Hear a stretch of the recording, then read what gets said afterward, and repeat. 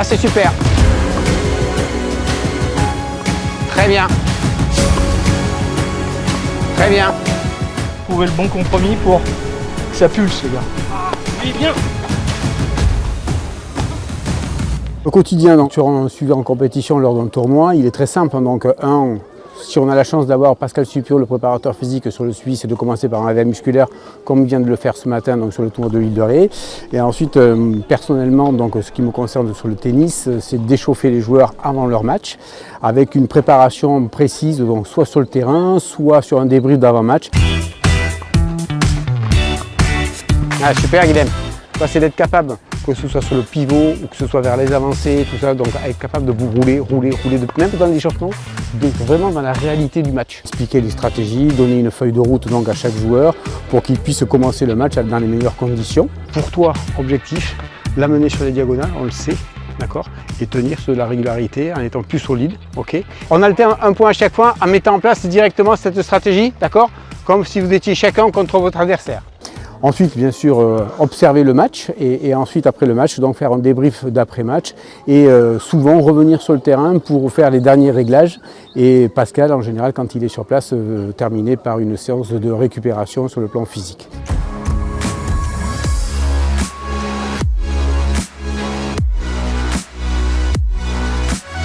Quand vous vous replacez d'ici là, ne pas vous retrouver ici pour vous remettre droit et repartir. C'est ça ces petits mouvements parasites. Ok. Prêt? Feu.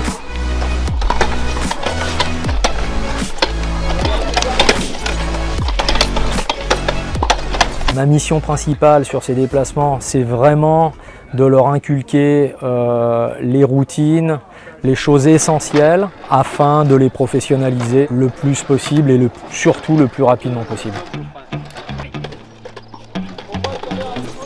La prise en charge, elle se fait dès le début de journée sur des séquences d'échauffement, du travail bien spécifique en matière de déplacement.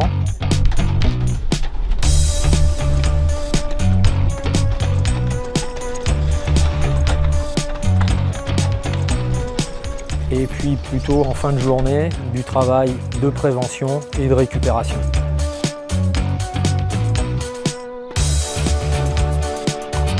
Il y a un état d'esprit qui est incroyable. Les choses se font dans la bonne humeur, dans la décontraction. Sans les mains, Richard.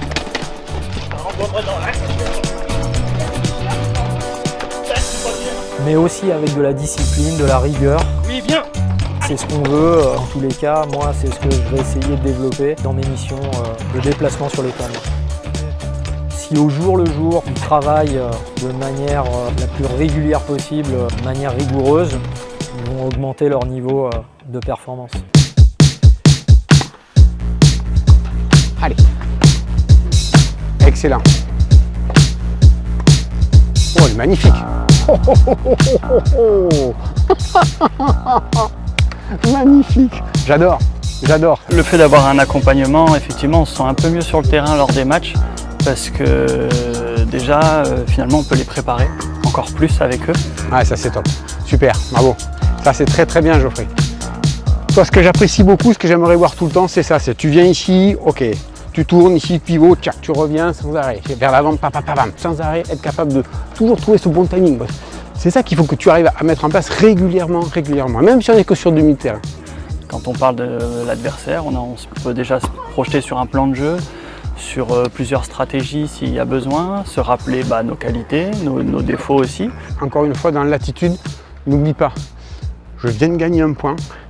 L'attitude de quelqu'un de dominant, c'est quelqu'un qui manifeste derrière, qui montre le plaisir de jouer, mais le plaisir aussi de gagner des points. Et qui doit monter à l'autre. Tu vois, ce pumping là, il faut y arriver à montrer cette attitude forte. Mais aussi les qualités et les défauts de l'adversaire, ce qu'il va falloir exploiter.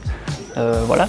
Donc ça permet aussi d'être un peu plus au clair quand on arrive sur le court. On est à un an des Jeux, donc grâce au projet du président de monter ce pôle France, on a vraiment mis l'accent sur le suivi en compétition, soit avec le préparateur physique, qui va avoir fait à peu près entre 3 et 4 semaines dans l'année. Là, je suis à ma 10e semaine aujourd'hui.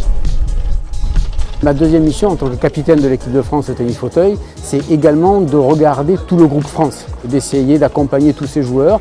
On en a à peu près 6 ou 7 qui sont dans la course pour les Jeux paralympiques donc, de Paris.